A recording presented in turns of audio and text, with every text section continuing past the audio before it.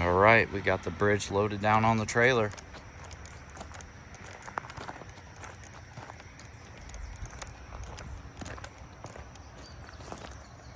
It's only like 8 feet hanging out the back, so let's see. On site with the bridge, we made it. It was a little light on the tongue, but we got here. Drove slow. Good morning. And here's where it's gonna set. Set one end here, the other end over there, and there's the homeowner.